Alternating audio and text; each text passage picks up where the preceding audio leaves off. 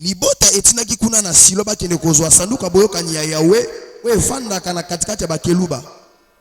Les deux fils d'Élie, Ophni et Phiné, étaient là avec l'arche de l'alliance de Dieu. Bana mibale ya Elia bazalaki wana Ophni pe Phiné bazalaki wana elongo na sanduku boyokani ya Nzambe. Lorsque l'arche de l'alliance de l'Éternel entra dans les camps, tout Israël poussa de grands cris de joie. Tango sanduku boyokani ya Yahweh kotaki nesika bango bazalaki Israël mobimbe gangaki na esengo. Et la terre en fit ébranler. Pe mabele eninganaki. Le retentissement de ces cris fut entendu des Philistins et ils dirent: que signifient ces grands cris qui retentissent dans les camps des Hébreux? Et ils apprirent que l'arche de l'Éternel était arrivée au camp. Les Philistins eurent peur parce qu'ils crurent que Dieu était venu dans les camps. Malheur à nous, dirent-ils, car il n'en a pas été ainsi jusqu'à présent. Malheur à nous, qui nous délivrera de la main de ces dieux puissants. Ce sont des dieux qui ont frappé les Égyptiens de toutes sortes de plaies dans les déserts. Fortifiez-vous et soyez des hommes. Philistins, de peur que vous ne soyez asservis aux Hébreux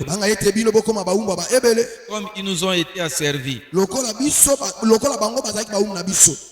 Soyez des hommes et combattez. Les Philistins livrèrent bataille et Israël fut battu. Chacun s'enfuit dans sa tente. La défaite fut très grande et il tomba d'Israël 30 000 hommes de pied.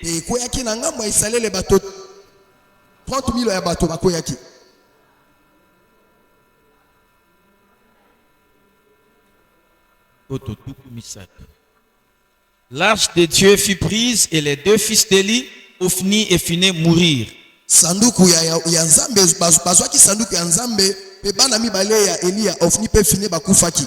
Un homme de Benjamin accourut du champ de bataille et vint à Silo le même jour. Non. Un homme de Benjamin accourut du champ de bataille et vint à Silo. Allez-y.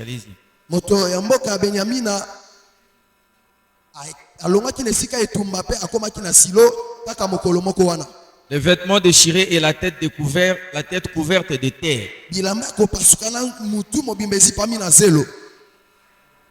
Lorsqu'il arriva, Élie était dans la tente, assis sur un siège près du chemin, car son cœur était inquiet pour l'arche de Dieu. À son entrée dans la ville, cet homme donna la nouvelle et toute la ville poussa des cris. Élie, entendant ces cris, dit: que signifie ce tumulte?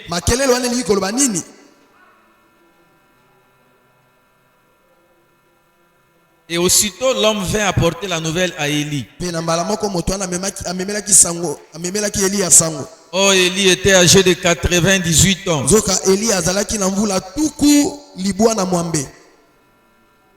Il avait les yeux fixes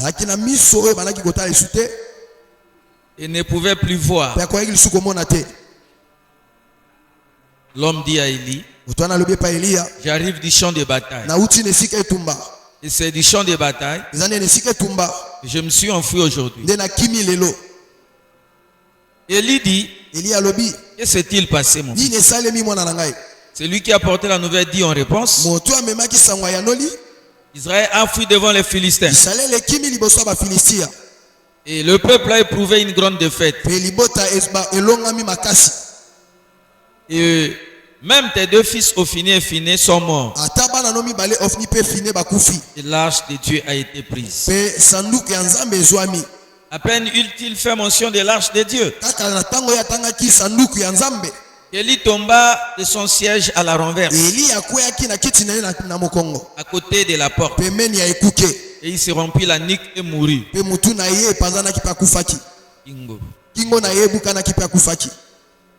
Car c'était un homme vieux et pesant. Il avait été juge en Israël pendant 40 ans. Sa belle-fille, femme de Phiné, était enceinte et sur le point d'accoucher.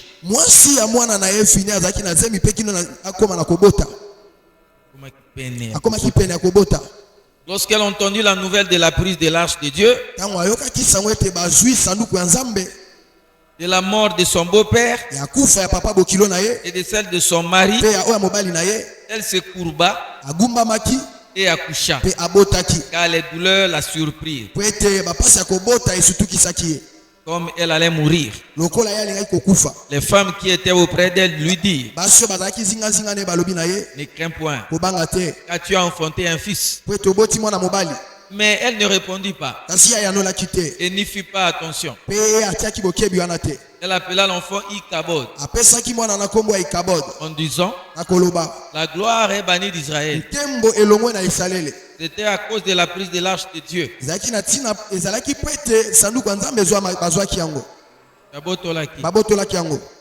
Et à cause de son beau-père et de son mari.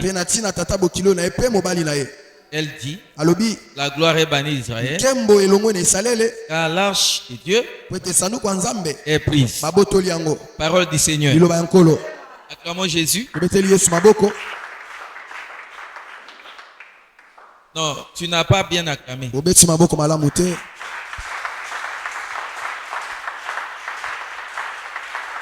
Alléluia. Dans le même texte, quand nous étions en train de lire, j'ai entendu aussi quelque chose. Bien aimé, certains gestes que nous pouvons faire peuvent avoir de l'impact vis-à-vis de nos ennemis.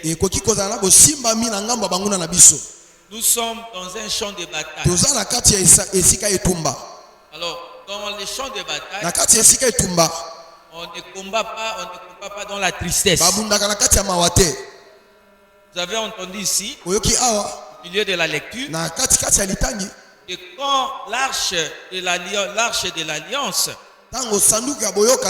l'arche de l'Éternel, était arrivée dans les champs de bataille, et que les Israélites avaient poussé un grand cri, leurs ennemis étaient dans la peur. Mais ils se sont consolés. Ils se sont consolés et ils se sont encouragés. Est-ce que quelqu'un avait suivi la lecture? Ils se sont encouragés. Mais qu'est-ce qui se passe-t-il là-bas? Pourquoi ce tumulte dans les camps des Hébreux? Et ils ont commencé à se dire: ah, fortifiez-vous. Philistins, fortifiez-vous. Sinon, nous risquons d'être asservis comme eux aussi nous étaient asservis. C'est moi pour expliquer la manière dont tu peux te comporter à l'église. Parfois, si on te dit d'acclamer le Seigneur, faites-le bien. Tu peux faire peur à ton ennemi. Parce que dans les combats où nous sommes, c'est l'exploitation de la peur de la part de l'ennemi. Et il n'y a pas quelque chose d'un peu naturel qui touche presque tout le monde dans une situation ou une autre, comme la peur. Même Abraham a eu peur. Alors il faut toujours faire toute chose en étant au-dessus de la peur. Mais toi, tu vas créer la peur. Dans la deuxième manche de leur combat, vous allez voir que les Philistins avaient gagné seulement parce qu'ils s'étaient encouragés et ils avaient peur. Alléluia. Que Dieu vous bénisse. Il faut, on te dit parfois d'acclamer le Seigneur. Faites-le bien. Est-ce que quelqu'un me suit? Il faut toujours bien acclamer. On te dit parfois de crier. Parfois il faut crier fort. L'ennemi est habitué à te voir position donnée. Monguna position donnée. Monguna mesana komona na lolenge moko besongolo. Il est habitué à te voir triste. Amesana komona na mawa. Il est habitué à te voir fatigué. Amesana komona na kolemba. Mais il faut qu'il te voie aussi. Esengeli pe amona yo. Un jour ou un autre. Mokolo moko to mosusu. Que non, tu es vraiment dans la joie. Yo za pena na kati esengo. Acclame bien le Seigneur. Betela kolo maboko malamu siko.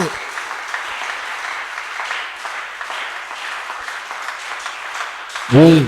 Pousse des cris de joie aussi. Mais tapez-moi mololo. Pousse des cris de joie. Mololo.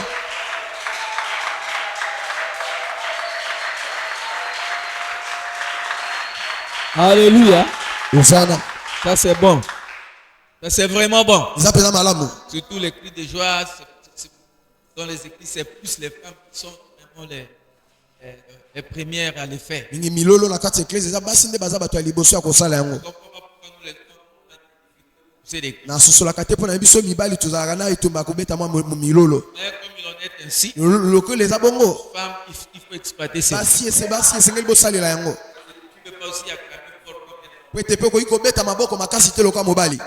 Alors, le Seigneur nous aide. Polo asunga biso. Nous sommes en train de nous reconstruire. Toza kozonga nanu. Le Seigneur va nous aider. Pe kolo kosunga biso. Tout au début de la lecture, kaka ne bandela litangi. nous entendons tozoka boye les Israélites bana Israël sont sortis babimaki pour aller à la rencontre, pona kokena bokutani à la rencontre des Philistins. na bokutani ya bafilistia. Bien aimé, olingami quand ils sont allés à la rencontre des Philistins, tango bakenaki na bokutani ya bafilistia ce n'était pas pour que ça avec eux. ezalaki te prete basakana na bango. Ils sortaient de chez eux bazalaki kouta epa na bango avec la pensée na makanisi d'aller combattre ya kokende kobunda avec contre les na Philistins. bafilistia. C'était ça. ezalaki bongo Mais quelle est l'histoire? kasi lisolo eza nini? Parce que tout le monde peut-être ne connaît pas cette histoire. ntango mosusu moto nyonso te ayebi lisolo oyo. Il y avait deux royaumes. ezalaki na babokonzi mibale. Le royaume d'Israël. mokonzi ya Israele Israël, quand ils sont petits, Israele ntango tozalaki bana mike c'est pas pour tout le monde. nayebi te mpo na bato nyonso ntango tozalaki bana mike tobanda koyoka Israele mosika makasi na banda koyoka Israele eloko moko eza na lola okoki kozangisama mpe kosalema bongo epa moto nyonso kasi Israele C'est une nation eza ekolo qui est aussi parmi les hommes oyo eza mpe na kati ya bato ici sur la terre. awa na mabele Donc, ils ont donné de la na terre. esika moko boye esongolo ya mabele Donc, côté du continent de l'Asie, na ngambo kuna ya continent asia. le continent asiatique Continent asia n'est pas loin de nous. eza mosika na biso te, n'est pas loin de nous, le continent africain. eza mosika na biso te esika bato afrika. Donc c'est du côté où le soleil se lève. eza bisika oyo moi ebimaka C'est toute cette nation, nde bisika mboka wana ezali cette nation d'Israël. mboka wana Israele. Israël, Israele c'est cette nation-là. eza ekolo wana Ce peuple-là, libota wana que Dieu avait choisi oyo nzambe aponaki pour qu'il soit son peuple po ete bazala libota na ye au travers d'un homme na nzela ya moto moko appelé na Abraham. nkombo ya balayama. C'est lui qui est le patriarche d'Israël. Et après lui, lui aussi a eu un enfant appelé Isaac. Et Isaac a eu un enfant qu'on appelle Jacob. Là, nous sommes en train de parler selon le choix de Dieu. Nonobstant, Isaac avait fait deux enfants qui étaient des jumeaux. Mais Dieu avait choisi un, c'est Jacob. Les trois personnes, Abraham, Isaac et Jacob,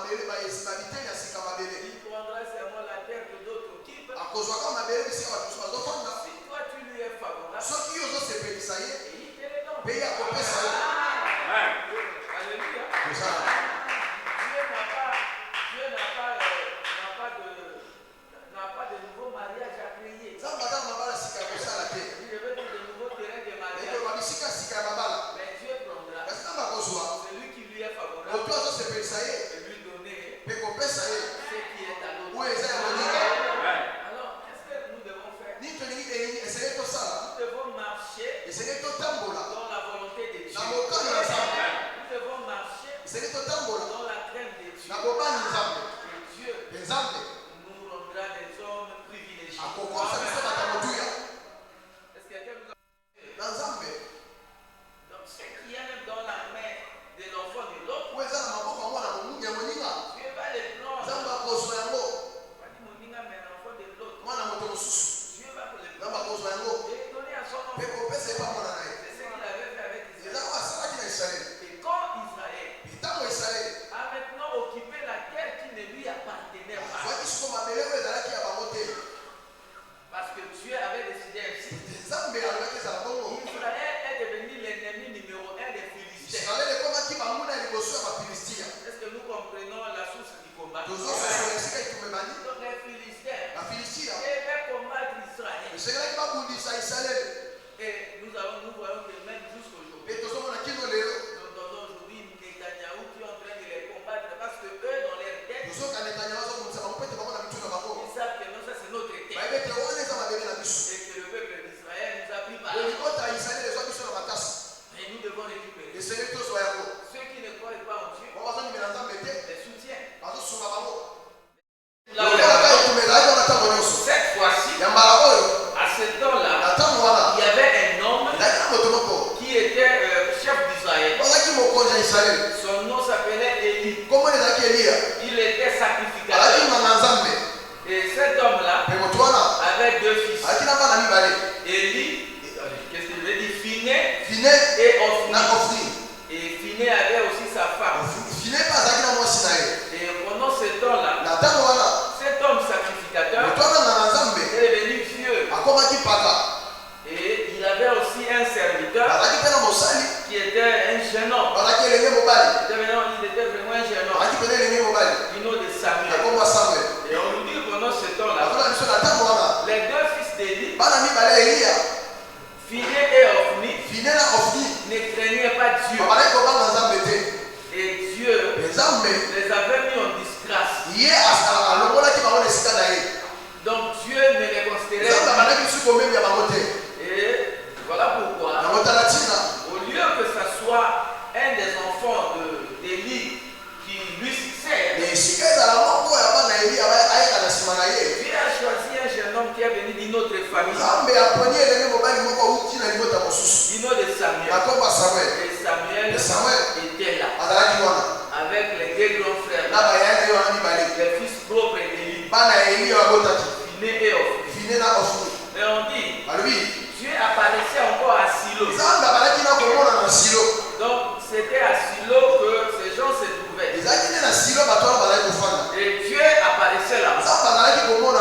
Bien aimé, nous devons être dans un lieu où Dieu nous apparaît. Quelqu'un peut dire Alléluia. Dieu doit toujours être là. Là où nous sommes. Si Dieu n'est pas là, nous sommes vraiment en danger. Mais on dit la lampe aussi de l'Éternel. Et c'était pas encore arrivé. Mais malheureusement, les deux personnes qui travaillaient avec leur père, Phiné et Ophni, n'avaient plus la crainte de Dieu. Ils faisaient des choses qui irritaient Dieu. Et ces gens-là qui ne craignaient pas Dieu, parce que leur père ne sortait plus pour aller dans les combats, ce sont eux maintenant qui devaient sortir pour aller combattre leurs ennemis. Mais tandis qu'ils devaient aller sortir, ils devaient aller combattre, mais ils n'avaient pas la crainte. Bien aimé, tel que tu es, tu es un enfant de Dieu. Moi je suis un enfant de Dieu. Nous sommes tous enfants de Dieu. Mon frère, ma soeur, si tu n'as pas la crainte de Dieu, n'espère en rien. Oh là là, qui a dit Amen? Si tu n'as pas la crainte de Dieu, n'espère en rien. Tu seras toujours dans les défaites. Tu seras toujours dans les défaites dans tes combats. Je suis un enfant de Dieu. Tu peux être un enfant de Dieu. Et tu es dans un véhicule qui va aller faire un accident. Mais si l'accident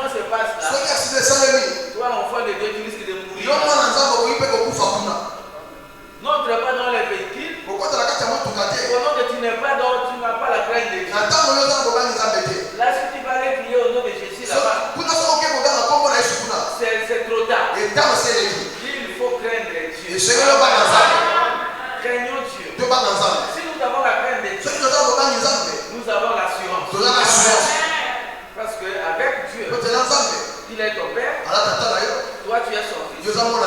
Vraiment, ce qui vous unit, c'est cette relation qui est teintée de la crainte. Dieu, si quelqu'un ne le craint pas, Dieu n'est pas avec lui. Dieu n'est pas avec celui qui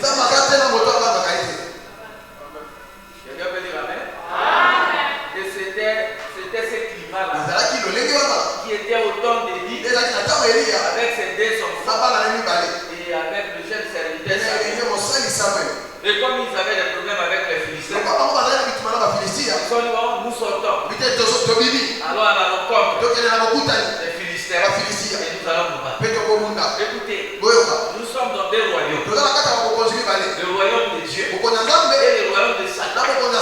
Chaque fois quand nous sortons, nous devons savoir que notre royaume est toujours là pour nous faire la guerre. Faites attention, quand tu sors, là où tu vas aller dans un bureau, tu trouveras toujours l'enfant de l'autre.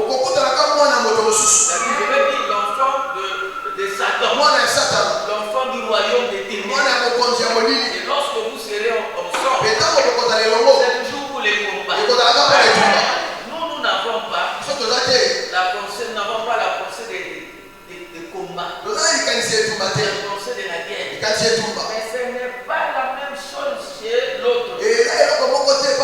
Dans les camps des ténèbres, dans les camps de Satan, le combat est là. Celui du monde des ténèbres est conscient du combat. S'il trouve une occasion, il va profiter. Amen. Est-ce que quelqu'un comprend? Il va profiter. Mais nous n'avons pas cette pensée-là. Nous on est en train de marcher, c'est pas comme ça. On plus auprès de Satan et de ses agents. Ils sont toujours là pour la guerre. Alors je dois aussi dire à quelqu'un, il faut avoir la pensée de la guerre. Il faut avoir la pensée de la guerre. Alléluia. Sois permanemment avec la pensée de la guerre. À tout moment, le combat est là. Un combat sans merci. Parce que quand tu es là, le diable te cherche. C'est ce que dit la Bible. L'ennemi rôde tout autour de nous. Comme un lion rugissant, cherchant qui dévorer. Même quand nous sommes là à l'église, l'ennemi est dehors. Comme il ne peut pas entrer, mais il est là en train de nous rechercher. Même quand toi tu es à l'église, il dit non, il va sortir. Attends, je t'attends. Fais tout ce que tu fais là. Mais moi je suis dehors. Le diable rôde tout autour de nous comme un lion rugissant, cherchant qui y dévorer. Tu vois la pensée du diable. Quelle est ta pensée? Il faut avoir les mêmes pensées. Nous sommes dans un monde de guerre. Tu peux sortir calmement. Et avant que tu retournes chez toi, ta cheville est déclenchée. C'est le combat. Il faut avoir la pensée que non, le combat est là. Pour ne pas avoir la cheville déclenchée. C'est ça le combat. Tu peux retourner chez toi, mais avec une blessure. Comment tu t'es sorti, tu étais bien sorti? C'est pas ce oh non, on avait lancé une pierre. Tu penses que la pierre là est une pierre gratuite. Il n'y a rien de gratuit. L'ennemi est là. C'est pour t'infliger des situations difficiles. Mais je vais te dire, si tu as la foi en Jésus, c'est écrit combat le bon combat de la foi. Avec la foi, l'ennemi t'atteindra.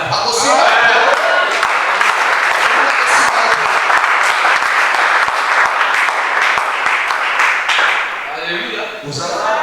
Et la Bible dit qu'ils sont sortis à la rencontre. À la rencontre des Philistins. Pour se battre. Donc sache-le. Chaque fois que tu vas sortir, le combat t'attend. Tu veux voyager à Kinshasa, le combat t'attend. Tu veux aller prendre l'avion, le combat t'attend. Tu veux aller du côté du nord, c'est moi dans la voiture là, le combat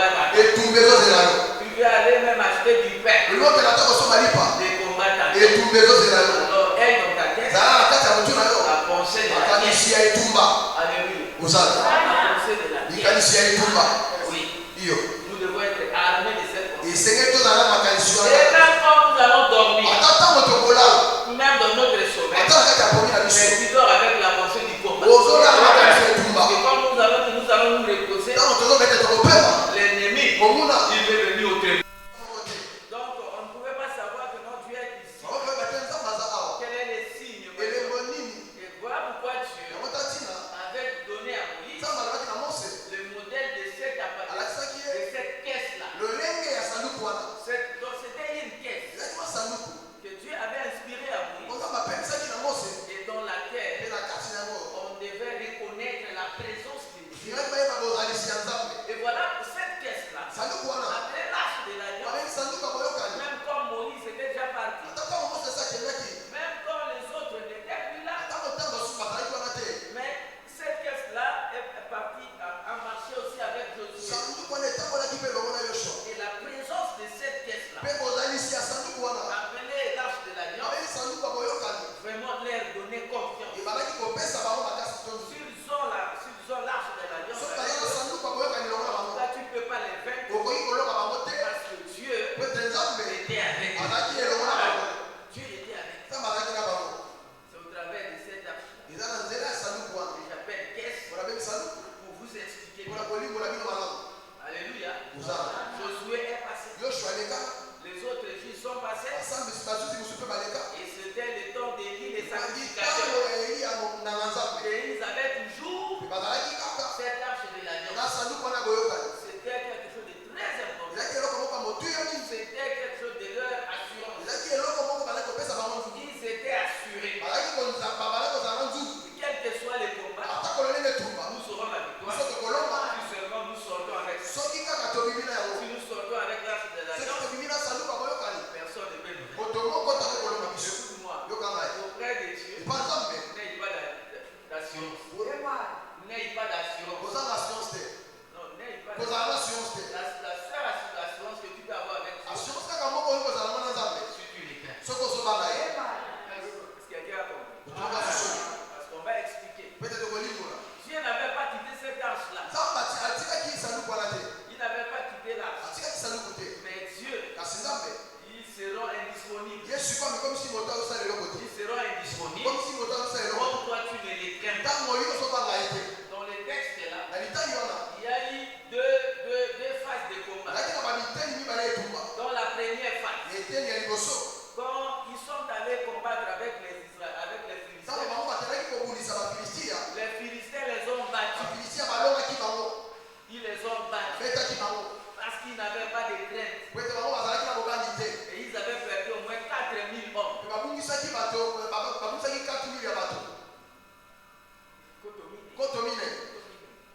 Ils avaient perdu 4000 hommes.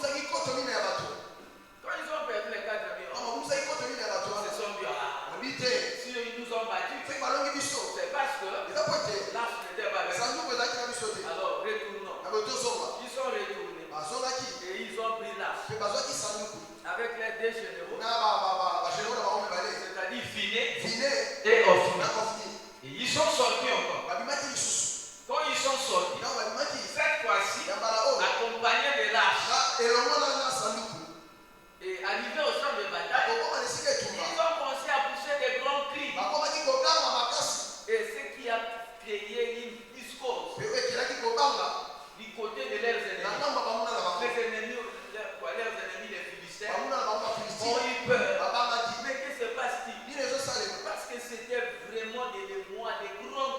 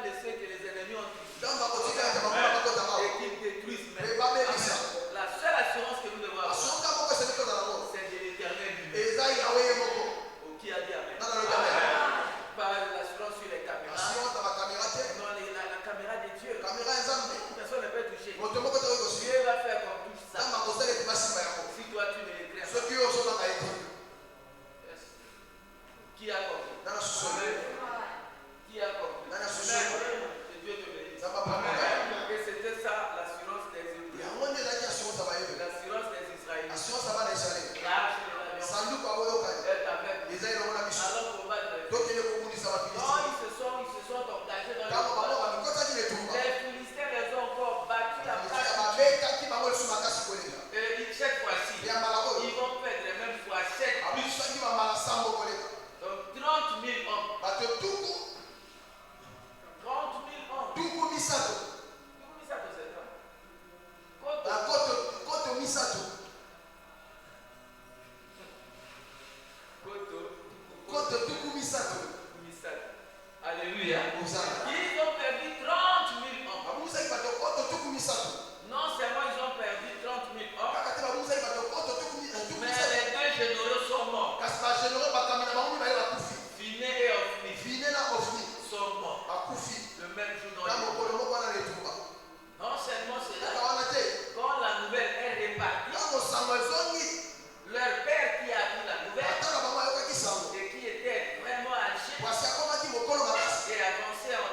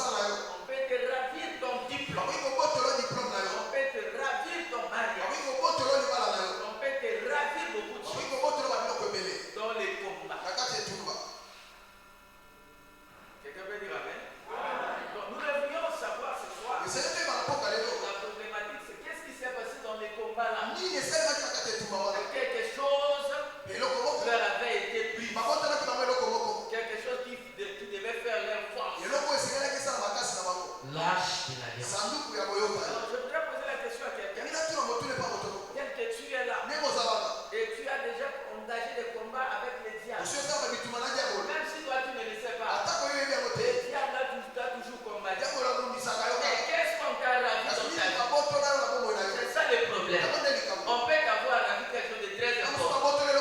Tu es resté vide. Tu es resté vide. Tu n'auras plus de succès. Parce qu'on t'avait déjà ravi quelque chose. Dans les combats, on peut t'écriver les yeux. Quand Saoul devait monter au trône, Samuel l'avait. Mais il y a une partie de son peuple qui faisait l'objet des attaques de la part des ennemis. Et ces gens-là, comme ils venaient toujours attaquer cette partie du peuple, le peuple a dit, comme nous ne sommes pas forts, ils ont une alliance avec vous. Et ces gens ont dit, si vous voulez faire une alliance avec nous, faites en sorte que nous on vous crève les yeux. Faites en sorte que nous devons vous crever les yeux. Bien-aimé, tu peux devenir aveugle. Tu peux devenir sourd. Je ne sais pas qui est-ce que tu peux devenir. Dans les combats, lorsque Samson était aussi dans les problèmes contre les Philistins. Les mêmes Philistins, ce sont des ennemis acharnés. Mais les jours, comme Samson était en train de les faire souffrir, mais les jours où eux aussi s'étaient rendus maîtres de Samson. Donc la première des choses, c'était qu'ils avaient crevé les deux yeux de Samson. Et Samson avait perdu les yeux. Quand nous sommes dans les combats, l'ennemi cherche à nous prendre quelque chose. À nous prendre quelque chose. Tu n'as pas Dieu. Comment tu peux combattre? Parce que toi, quand tu es devant là, les ennemis peuvent passer derrière et te faire n'importe quoi. C'était le cas de Samson. Et il était devenu faible. Donc c'est dans les combats où nous sommes, avec le contre les tiens. Qu'est-ce qu'on t'a ravi? On peut t'avoir pris ta féminité. On peut t'avoir pris aussi ta masculinité. On peut t'avoir pris beaucoup de choses. Ton intelligence, comme je l'ai dit. Et tu es resté vide. Ce soir, tu as besoin d'être conscient. Et avait amené cela dans son pays. Il avait placé les choses dans la maison de son Dieu. Est-ce que quelqu'un se souvient de ça? Non, est-ce que quelqu'un se souvient? Dans les combats, on vient faire des combats, c'est pour prendre les choses du côté de ton ennemi. Mais toi, tu as pris quoi du côté de Satan? Tu as pris quoi? Qu'est-ce que tu lui as donné? Souvent, ce n'est pas ça. Parce que nous, c'est le diable qui nous prend des choses. Parce que l'ennemi ne vient que pour voler, égorger et détruire. Et comme nous étions inconscients de ces combats, on nous a appris beaucoup de choses. On nous a appris. Voilà pourquoi la vie de beaucoup de gens aujourd'hui n'a pas d'effort. Les gens sont dans des problèmes difficiles. Il y a des femmes qui n'ont pas d'enfants. Il y a des gens qui n'ont pas de mariage. Il y a des gens, quand tu le vois, tu vois déjà que non, celui-ci n'a plus d'avenir. Parce que tu le vois, il est déjà fou. Il est à moitié fou. Sa vie a été condamnée. On lui a pris ce qui était important. Qu'est-ce qu'on t'a pris, mon frère? Qu'est-ce qu'on t'a pris, ma soeur? Ce soir, la main de Dieu de se lever en ta faveur. La main de Dieu de se lever en ta faveur. Et de récupérer. Soit qu'on a pris la maternité. Dieu peut te retourner ta maternité. Jésus est venu. C'est pour que nous récupérions ce que nous avions perdu. Qui dit Amen. Qui dit très fort Amen. Avec Jésus, nous pouvons tout récupérer. Voilà pourquoi il y a intérêt pour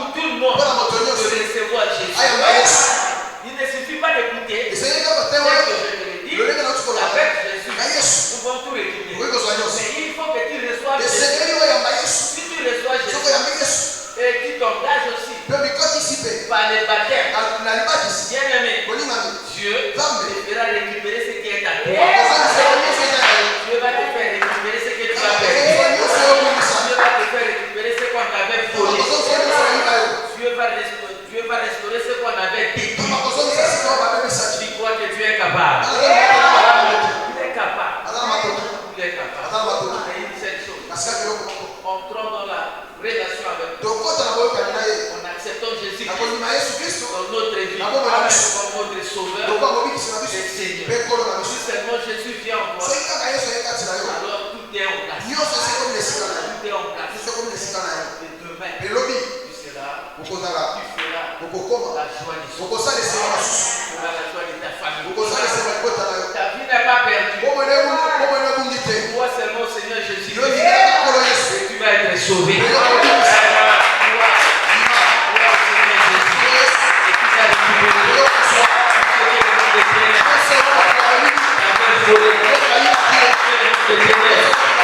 Avec Jésus, pour c'est mon Seigneur Jésus. La paix te sera rendue. L'intelligence te sera rendue. Les enfants te seront rendus. Le travail, les diplômes, l'intelligence, la santé. Dieu va te le rendre. Par Jésus-Christ.